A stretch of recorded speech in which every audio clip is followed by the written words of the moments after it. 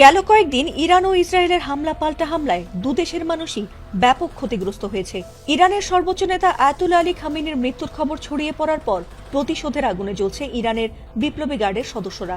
এই যুদ্ধ এমন পর্যায়ে গড়াচ্ছে দেখে মনে হচ্ছে ইরানকে কোনোভাবেই থামানো যাবে না।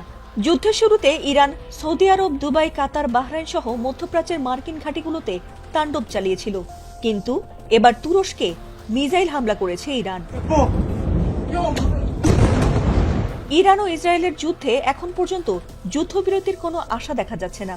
ধারণা করা হচ্ছে এই যুদ্ধ পরিচালিত হচ্ছে ইরানের জুনিয়র অফিসারদের দিয়ে, আর সে কারণে কখন কোথায় ইরান হামলা করছে সেটি আন্দাজ করাও কঠিন হয়ে যাচ্ছে ইসরায়েলের জন্য। তবে সৌদি আরবের পর তুরস্কে হামলার মতো এত সাহস ইরান কেন দেখাতে গেল সেটি এখন সবার আলোচনার বিষয়।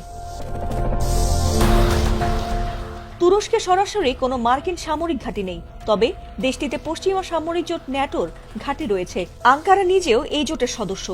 এ কারণে সেখানে ন্যাটোর ঘাঁটি সহ বিভিন্ন স্থাপনা রয়েছে এবং সেগুলো যৌথভাবে ব্যবহারও করা হয়ে থাকে। তবে কি সেই কারণে এবার তুরস্কে আঘাত হানল ইরান? বুধবার তুরস্কের সরকারি কর্মকর্তাদের বরাত দিয়ে ফরাসি বার্তা সংস্থা এএফপির এক প্রতিবেদনে বলা হয়েছে, ইরান থেকে উৎক্ষেপণ করা একটি ব্যালিস্টিক মিসাইল আঙ্কারার দিকে আসছিল। সেটি তুরস্কের আকাশসীমে প্রবেশের আগেই ন্যাটোর আকাশ প্রতিরক্ষা ব্যবস্থা রুখে দিয়েছে। এদিকে যুক্তরাষ্ট্র ও ইসরায়েলের হামলায় নিহত ইরানের সর্বোচ্চ নেতা আয়াতুল্লাহ আলী খামেনির রাষ্ট্রীয় বিদায় ও শোক অনুষ্ঠান স্থগিত করেছে তেহরান। বুধবার দেশটির রাষ্ট্রায়ত্ত সংবাদ মাধ্যমের খবরে এই তথ্য জানানো হয়েছে।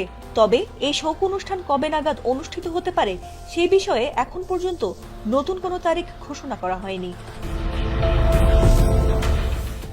ফাতিমা সুলতানা, এটিএন বাংলা।